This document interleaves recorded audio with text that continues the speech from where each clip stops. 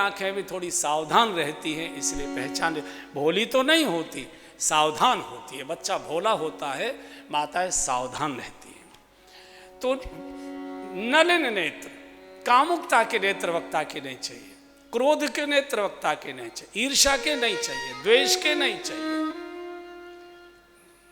बहुत प्रकार की आंखें होती हैं, विकार से भरी हुई नहीं, शिकार से भरी हुई नहीं। और विशाल दृष्टि चाहिए, विशाल नेत्र चाहिए। विशाल इस सेंस में कि हर एक वक्ता किसी न किसी उपासना पद्धति से जुड़ा होता है, हर एक वक्ता किसी न किसी संप्रदाय से दीक्षित होता है, किसी न किसी धारा से जुड़ा होता है। लेकिन वक्ता अगर अपनी विचारधारा, अपनी संप्रदाय की बातें, अपनी ही उपासना पद्धति को थोपने की कोशिश करेगा ग्रंथ के माध्यम से, तो वो संकुचित माना जाएगा। जिस ग्रंथ का पारायण आप कर रहे हैं, मान लीजिए कि मैं राम कथा कह रहा हूँ और मैं दीक्षित हूँ किसी दूसरे संप्रदाय से, तो मैं इस राम कथा को उसी संप्रदाय में ले जाकर डुबोता रहूँ और उसमें तो वो मिलावट होगी, और मिलावट कभी अच्छी नहीं मानी जाती। वो वर्ण शंकर नहीं चाहिए वक्ता। इसलिए आपकी निजी उपासना कोई हो सकती है, उस पर दृढ़ रहिए, लेकिन जिस शास्त्र का वाचन कर रहे हैं आप उसको ही शुद्ध रूप से बोलिए। तो विशाल दृष्टि चाहिए। और तीसरा नीलकंठ। नीलकंठ कहते हैं कि बहुत प्रकार की आलोचनाएं वक्ताओं को सहन करनी पड़ती हैं। ठग हैं, पैसे का धंधा है, लोभी बहुत हैं, बिना पैसे के सरकते नहीं हैं, ऐसा है और वैसा है।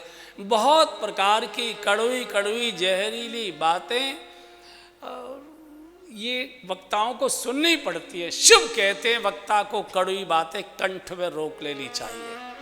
मुख खोलो तो भगवत कथा ही बोलो, उस कड़वी बात को रोक लो। और सोह बाल विदु भाल, भाल पर अर्धचंद्र चाहिए। वक्ता का जो स्वभाव है वो क्रोधी नहीं चाहिए, शीतलता प्रदान करने वाला, दिव्यता प्रदान करने वाला, भक्ति का प्रकाश देने वाला, बिल्कुल द्योज का चंद्रमा जो होता है शिव के शीश पर, ऐसा वक्ता चाहिए। ये भगवान शिव के स्वरूप मुस्कराते हुए बैठे हुए थे, मुस्करा रहे थे। पार्वती जी ने झरोके में से देख लिया, झरोके तो आने पत्थर में से कहीं देख लिया, वहाँ कोई झरोका भरोका हमको तो कोई दिखाई दिया नहीं, गुफा में से देख लिया था। बहुत दिनों से प्रतीक्षा कर रही थी कि पतिदेव मुझे कब प्रसन्न दिखाई दें और कब मैं अपने मन की बात इनसे कहूँ। देखो माताओं का एक बड़ा गुण होता है, माताओं में जल्दबाजी नहीं होती, बड़ा धैर्य होता है। इसलिए माताएं बहुत लंबे समय तक प्रतीक्षा करती हैं। अगर उनको मन की कोई बात किसी को कहनी है, बहुत लंबे समय तक वो वेट करती है, प्रतीक्षा करती हैं, और ठीक अवसर देख कर ही वो होठ खोलती है। इसलिए माताओं की बात कभी कटती नहीं है, चूँकि वो अवसर पर ही बोलती है, समय पर, बहुत लंबे समय नहीं वो सटक लेंगी, बात को आने नहीं देंगी। और बहन लोग तो बहुत होशियार, उनको कोई भी मन की बात कहनी होती है तो वो प्रतीक्षा करती है कि पतिदेव प्रसन्न कब हैं, प्रसन्न कब हैं। तो मैंने एक बहन से पूछा, मैंने भी फिर उनकी बात को कथा में एक आध जगह बोला, हमने कि कैसे पता लगता है कि आपको कि पति प्रसन्न है। बोले हम समझ जाती हैं कि बाथरूम नहाने जाने से पहले तौलिया लपेट के और वो चुटकी बजाते, सीटी बजाते, जब इधर उधर गाना सा गुनगुनाते घूमते हैं आंगन में भीतर बाहर, तो हम समझ लेते हैं इनका मूड ठीक है। बाथरूम में थोड़ा गा गा कर नहा रहे हैं तो हम समझ लेते हैं कि मूड ठीक है। बिना किसी के कहे गमलों में पानी दे रहे हैं तो हम समझ लेते हैं कि मूड इनका ठीक है। अच्छा तुम जरा मेरी चाय बना, मुन्ना को मैं खिला लेता हूँ। तो बालक को बिना कहीं उठाकर और लिल मुन्नाई चुन्नाई जो भी बोलते हैं तो हम समझ लेते हैं कि मूड ठीक है। मैं भोजन बना रही होती हूँ और उनको कोई और काम नहीं, जाना है, वो छोड़कर आके मटर छीलने लग जाते हैं तो मैं समझ लेती हूँ कि मूड इनका ठीक है। तो हम अपनी बात सरका देते हैं और फिर उनको हाँ ही कहनी पड़ती है, फिर तो वो कोई उसमें बदलने का कारण नहीं। तो ये उनको बहुत समझ होती है, कहाँ से होती है मालूम नहीं, लेकिन होती है। पार्वती जी ने ये अवसर देख लिया। पार्वती भल अवसर जानी, पार्वती भल अवसर जानी, गाई शंभु मातु भवानी, गाई शंभु सब गई जानी प्रिया आदरु अति कीन्हा, जानी प्रिया आदरु अति कीन्हा, वाम भाग आसन हर दीना, वाम भाग आसन हर दीना, कथा जो सकल लोक हितकारी, कथा जो सकल लोक हितकारी, सोई पूछन चह शैल कुमारी, सोई पूछन चह शैल कुमारी, पार्वती भल अवसर जानी, पार्वती भल अवसर जानी। बहुत लंबे समय से प्रतीक्षा में थी कि कब पतिदेव मेरे प्रसन्न दिखाई दें और कब अपने मन की बात, मन की एक ही बात थी, कथा सुनना चाहती थी, मूड देख रहे। आज जब देखा शंकर जी मुस्करा रहे हैं और सीटी बजा रहे हैं धीरे धीरे, अब बड़े प्रसन्न मुद्रा में बैठे हैं, पहुंच गई। पार्वती भल अवसर जानी, गई शंभु पहे मात भवानी। 2 सूत्र है गृहस्थ आश्रम में बिल्कुल स्वर्ग जैसा वातावरण अवतरित करने का। पहला, बहन लोगों से प्रार्थना कि पति से जो भी जरूरी भी बात हो तो जब तब मत कहिए, अवसर की प्रतीक्षा करिए। जब पति का मूड ठीक हो, नहीं तो वो डांट पड़ेगी, दिक्कत आएगी आपको, आपका भी मूड बिगड़ेगा।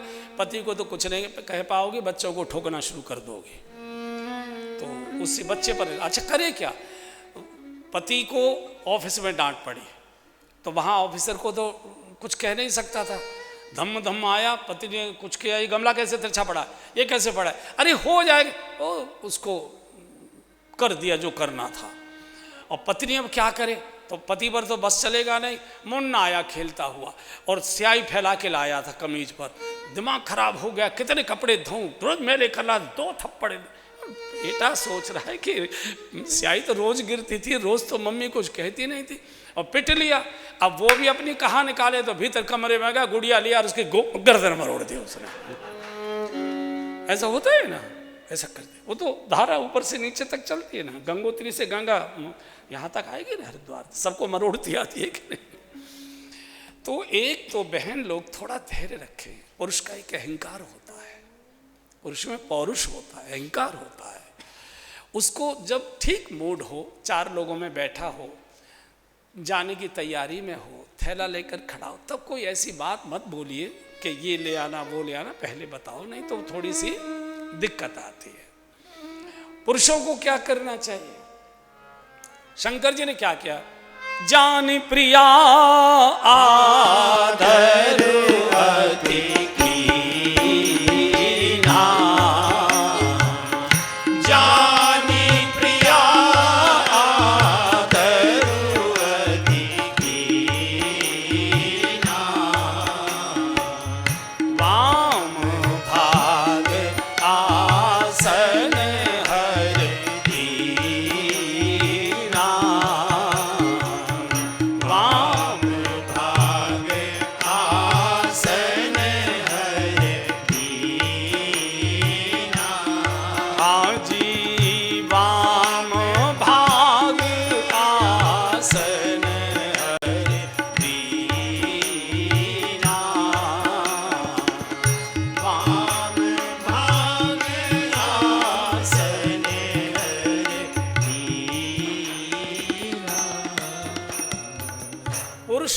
से निवेदन, सर्वाधिक सम्मान अपनी धर्म पत्नी का ही करिए। शंकर जी कितना आदर दे रहे हैं, जानी प्रिया आदर अति की ना, बिल्कुल वाम भाग, बिल्कुल पास बैठा लिया। पत्नी अगर जबरदस्ती पास आकर बैठ जाए, तुम क्या कर रही, तुम अपना काम करो, मुझे कुछ काम करने दो, आप तो बिठाने का सवाल ही नहीं है। अगर वो आ भी जाए तो भी आप चिड़चिड़ा जाते हैं। सर्वाद आप दो दो कौड़ी के लोगों के सामने घोड़ी की तरह हिनहिनाते हो, एकदम गिरे हुए लोगों की खुशामतों में लगे रहते हो। और जो जीवन का साथ देने आई है, दुख सुख में साथ कोई नहीं देगा, कोई नहीं देता, कोई नहीं देगा, बेटा नहीं देगा, बहू नहीं देगी, कोई नहीं देगा, भाई भतीजे छोड़ दीजिए, दूर की बात है। चाहे तुमने जीवन भर दुखी किया है, रुलाया है, अंत में वही उठाएगी, वही बिठाएगी, वही टट्टी पेशाब धोएगी, वही खिलाएगी पिलाएगी, वही कुछ करेगी। तो जो इतना समर्पण लेकर आई हो, आप उसको फटकारते हो लक्ष्मी। और लक्ष्मी जब रोती है तो उस घर में दरिद्रता आ जाती है। जिस घर में महिलाओं पर हाथ उठाया जाता है, उस घर के अंदर कभी बरकत रहती नहीं है। गरीबी, दरिद्रता, अभाव, चीख चिल्लाहट रहेगी उसमें। ये मानस है, ये हमारी और आपकी कथाएं हैं, ये दूर की नहीं है, ये हमारी और आपकी कथा है। बड़े बड़े परिवारों का देखो ना, राम के परिवार का क्या हुआ था, सबका यही होने वाला है, सबका यही। इसलिए सर्व वो लक्ष्मी है भाई, उसको बहुत सम्मान। जानी प्रिया आदर अति कीना, जानी प्रिया आदर अति कीना, वाम भाग आसन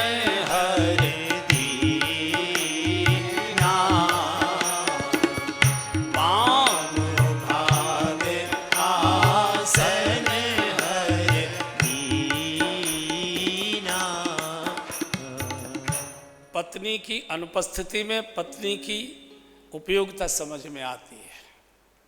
बहुत रोते हैं लोग, बहुत रोते हैं, बहुत मुश्किल पड़ता है।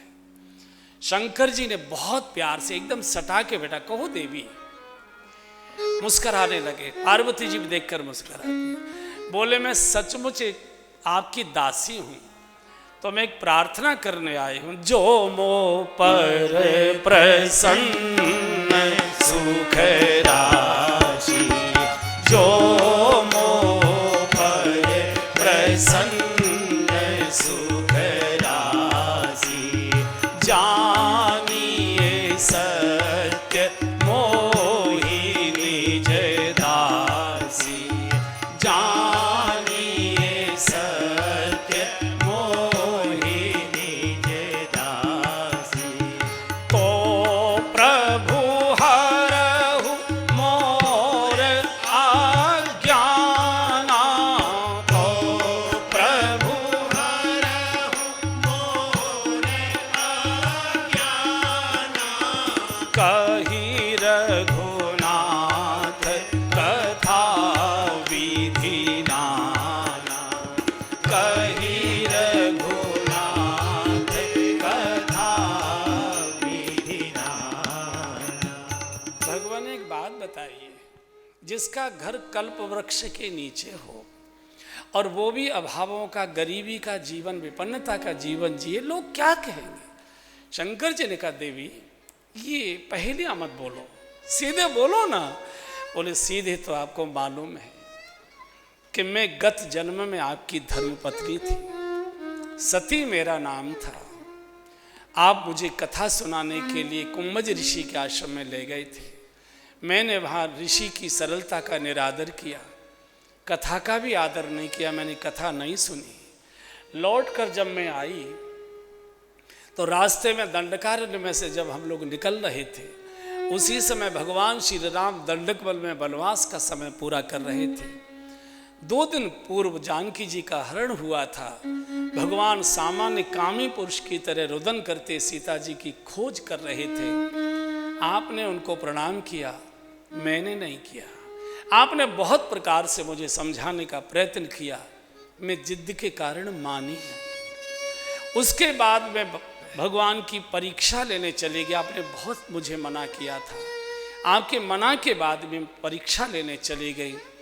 मैंने सीता जी का नकली वेश बनाया, लौटकर आपसे मैंने झूठ बोला कि मैंने कोई परीक्षा नहीं ली, कछुन परीक्षा ली न गुजर। इस अपराध में आपने मेरा त्याग किया। 87,000 वर्ष मैं प्रतीक्षा बैठी रोती रही। 87,000 वर्ष के बाद आप समाधि से बाहर आए, फिर मैं आपके चरणों में गई। आपने फिर कथा सुनाना शुरू किया, मैंने वहाँ भी कथा नहीं सुनी। पिताजी के यज्ञ में बिना आपकी अनुमति के, आपका विरोध छोड़कर भी मैं पिताजी के यज्ञ में जिद करके चली गई और वहाँ मैंने आपका अपमान देखा, सहन नहीं हुआ और मैं पिताजी के यज्ञ की वेदिका में अपने को कूदकर मैंने भस्म कर लिया, मैंने अपने को समाप्त कर लिया। अब ये जन्म मेरा हिमाचल और मैना के यहाँ पार्वती के रूप में हुआ है। आज मैं फिर तपस्या के बाद आपके श्री चरणों में आपकी दासी के रूप में बैठी हूँ। भगवान, मेरा एक जन्म बीत गया, मेरा एक युग बीत गया। सती प्रसंग त्रेता युग की घटना, एक बार त्रेता युग माही। सती प्रसंग ये त्रेता युग की घटना है और पार्वती जी का जन्म द्वापर युग में आकर होता है। एक युग बीत गया, एक जन्म बीत गया, मेरा संशय नहीं जा रहा है, मेरी समझ में तब भी नहीं आया, आज भी नहीं आता, राम ब्रह्म कैसे हो सकते हैं। ब्रह्म तो व्यापक होता है, विराट होता है, सर्वव्यापक होता है, कण कण में विराजमान है। तो उनको ये मालूम नहीं था कि उनकी घरवाली को कौन चुरा कर ले गया। वो सामान्य कामी पुरुष की तरह रुदन कर रहे थे दंडकारण्य में मुझे, और वो तो निर्गुण निराकार है, वो सगुण साकार कैसे, अनंत कोट ब्रह्मांड का नायक किस कारण से एक राजा का बेटा बनकर आया। फिर उसको ये वियोग हुआ और वो सीता जी का पता नहीं लगा सके। उनके अवतार के कारण बताइए, उनकी बाल लीलाएं मुझे सुनाइए, विवाह के मांगलिक प्रसंग की कथा सुनाइए, राज तलक के अवसर पर घटी हुई वनवास की घटना को विस्तार से बताइए, दंडकारण्य की समस्त लीलाओं को, सीता जी के हरण से लेकर रावण के मरण तक की पूरी कथा को विस्तार से सुनाइए।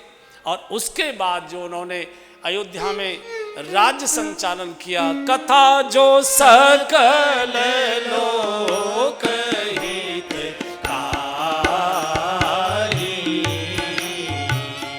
कथा जो सकल लोक हितकारी, सोई पूछन चह शैल कुमारी, सोई पूछन चह शैल कुमारी। हाजी सोई पूछन चह शैल कुमारी। मुझे पूरी कथा विस्तार से सुन। शैल कुमारी पूछ रही है, दक्ष कुमारी ने कथा नहीं सुनी थी। दक्ष माने पढ़े लिखे बाप की बेटी। पढ़े लिखे लोग थोड़ा, अरे क्या कथा था, वही राम रावण की, उसमें कोई खास बात नहीं। कोई आएगा 2 दिन बाद रावण सीता जी को ले जाएगा, राम जी रोएंगे, हनुमान जी आग लगाएंगे, झगड़ा होगा, आ जाएंगे, क्या सुनना। तो बुद्धि कथा नहीं सुनती, स्थिरता कथा सुनती, हृदय स्थिर होता है, वो कथा सुनती है। शंकर जी ने कहा, देवी एक दिन की कथा सुन के नहीं संशय दूर होगा। बोले तो जब बहुकाल करिए सत्संगा, जब बहुकाल करिए सत्संगा, जब बहुकाल करिए सत्संगा,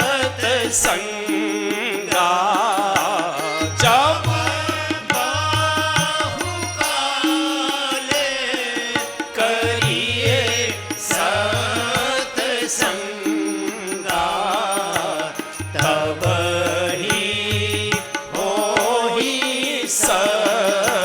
संशय भंगा, तब ही होई सब संशय भंगा, तब ही होई सब संशय भंगा। लंबे समय तक सत्संग बोले में आपकी दासी पूरी कथा विस्तार से, कथा जो सकल एक एक प्रश्न पार्वती जी ने किया। भगवान श्री राम की समस्त साकार लीलाएं बालकपन से जन्मोत्सव से लेकर और रास तिलक महोत्सव तक की सब हृदय में आ गई। जैसे स्क्रीन पर फोटो चलते रहते ना, चित्र चलते रहते, पार्वती जी प्रश्न पूछती जा रही हैं, शिव के हृदय पटल पर वो चित्र आते जा रहे हैं। और क्या स्थिति हो गई, मगन ध्यान रस दंड जोग, एकदम रस की समाधि में शिव डूब गए। हर ही राम चरित सब आए, हर ही राम चरित सब आए, प्रेम फूल की लोचन जल छाए, प्रेम फूल की लोचन जल छाए, श्री रघुनाथ रूप उर आवा, श्री रघुनाथ रूप उर आवा, श्री रघुनाथ रूप उर आवा, श्री रघुनाथ रूप उर आवा, परमानंद अमित सुख पावा, परमानंद अमित सुख पावा। आज शिव का हृदय इतना गदगद है, आज पार्वती जी कथा सुनने बैठी हैं, उनसे कोई राम चर्चा कथा सुनने की बात करता है, शिव उसे हृदय से लगा लेते हैं। हरे राम चरित सब आए, पूरी की पूरी फिल्म शंकर जी के हृदय पर आ गई। नेत्रों से भाव के आंसू, प्रेम की समाधि में शिव डूब गए, रोम रोम पुलकित हो गया। और समाधि रस की ही होती है, समाधि सूखी नहीं होती। ये जो समाधि लगाते ना सब रूखे सूखे उजड़े उजड़े से हो जाते, ये ज्ञान मार्ग इनको झगड़ा करना पड़ता है। मन बहुत चंचल है, इंद्रियां बहुत चंचल हैं, बुद्धि में अनेक प्रकार के विकार भरे, उनको रोक कर और भगवान को हृदय में लाना बड़ा कर रहा काम है, आदमी टूट जाता है। इसलिए आपने देखा है ये ज्ञान मार्गी साधु जितने होंगे ऐसे हो जाते हैं, बिल्कुल देखते ही 440 वोल्ट की कोई बिजली चल रही है क्या, इन्हें न छुओ, दर्द लिए बैठे हैं, ऐसा होता है, इन्हें न छुओ।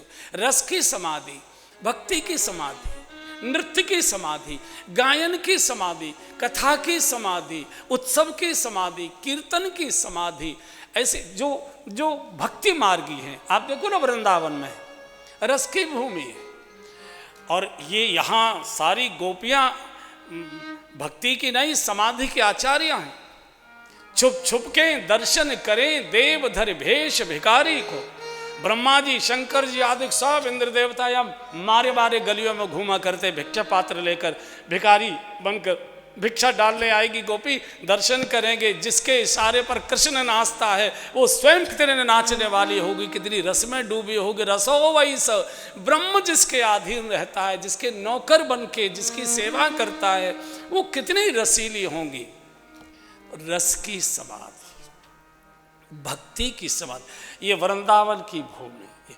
कोई गोपी, अरे किस पर समय है, किस पर समय, किसान घर की हैं, सब 20, 50, 100, 200, 500 गायें पालती हैं, उनकी धार निकाल, उनके दूध निकाल, कंडे पात, बच्चों को खिलाएं पिलाएं, पतियों के नखड़े सहें, फिर कन्हैया के साथ भी 4 बातें कर आए, फिर पड़ोस में जाके गीत भी गाए आए, बड़ी व्यस्त रहती है ब्रज की माताएं। लेकिन कृष्ण में डूबी, अलग से कभी भजन नहीं। केवल एक बार एक गोपी ने ध्यान किया था हमारे यहीं पड़ोस में यमुना जी के किनारे, केवल एक बार पूरे इतिहास में, एक बार नारद जी आ गए, यमुना जी के किनारे देखा गोपी ध्यान कर रही है और उन्होंने वीणा की तो ध्यान खुला उसका। अरे बाबा क्या तेरा दिमाग खराब है? बोले मेरा नहीं, तेरा दिमाग खराब है। तू किसका ध्यान कर रही है? कृष्ण तो तेरा ध्यान करता है, तू किसका ध्यान कर रही है? बोले उसी का कर रही हूँ। बोले उसका करने की जरूरत क्या है, वो तो तेरे मन में बैठा रहता है। तो बोले मैं मन में बैठे रहने के लिए ध्यान नहीं कर रही, तो बोले मेरे मन से कैसे निकले इसके लिए ध्यान कर रही हूँ। वो कोई काम ही नहीं करने दे रहा है, हर समय उसी में उठते बैठते सोते। देखो ध्यान करना और ध्यान में होना ये दोनों अलग अलग हैं। अपने बच्चे का ध्यान अलग से नहीं करना पड़ता, वो ध्यान में रहता है। लेकिन पड़ोसी के बच्चे का नाम याद करने के लिए सिर खुजाना पड़ता है। अपना घर हमको ध्यान में रहता है, अपनी अलमारी की चाबी हमको ध्यान में रहती है, साड़ी की किस परत में नोट छुपा के रखे हैं ये बहनों को ध्यान रहता है, अलग से कुछ नहीं करना पड़ता। तो जब व्यक्ति अपनत्व में इतना डूब जाता है तो उसको अलग से ध्यान नहीं करना पड़ता। ब्रज की गोपियाँ बुहारी लगा रही है, श्री कृष्ण गोविंद हरे मुरारे, हे नाथ नारायण वासुदेवाय। गाय का दूध निकाल रही है, श्री कृष्ण गोविंद हरे मुरारे, हे नाथ नारायण वासुदेवाय। रोटी बना रही है, श्री कृष्ण गोविंद हरे मुरारे, हे नाथ नारायण वासुदेवाय। बच्चे को दूध पिला रही है, थपकी देती जा रही है, श्री कृष्ण गोविंद हरे मुरारे, हे नाथ नारायण वासुदेवा। बाल काढ़ रही है, श्री कृष्ण गोविंद मुरारी पादार्पित चित्तवृत्ति। उसकी चित्तवृत्ति भगवान श्याम सुंदर के श्री चरणों में समा गई है, उसको अलग से आंख नहीं बंद करनी पड़ती, वो खुली आंखों से देख रही है। हम यहाँ बैठे, यहाँ बैठे बैठे हमको घर दिखाई दे रहा है, चौका चूल्हा दिखाई दे रहा है, अलमारियाँ दिखाई दे रहे, सब कुछ यहाँ बैठे आपको दिखाई दे रहा है। ये ध्यान नहीं है तो क्या? क्योंकि आपका उससे अपनत्व है, आप उसमें डूबे हैं। पड़ोसी का तो नहीं दिखाई दे रहा है, आपको अपना दिखाई दे रहा है। तो जब कृष्ण अपना होगा उससे प्रेम होगा। ब्रज की ये तो रज रानी है। एक बार जयपुर की महारानी को डांट पड़ी थी कि रानी साहब आ रही है, रानी साहब आ रही है, रास्ता खोलो रास्ता खोलो। तो महत रानी झाड़ू लगा रही थी। उन्होंने कहा कहाँ की रानी साहब आ गई, यहाँ तो केवल 4 रानी रहती है। कौन कौन सी? बोले राधा रानी, यमुना महारानी, रज रानी और महत रानी। ये चौथी रानी कहाँ से आ गई? ऐसी दिव्य ब्रज की भूमि, समाधि की भूमि। बस कल इसके आगे का दर्शन कराएंगे। समाधि के कुछ बातें और रह गई, समय मिला तो कल।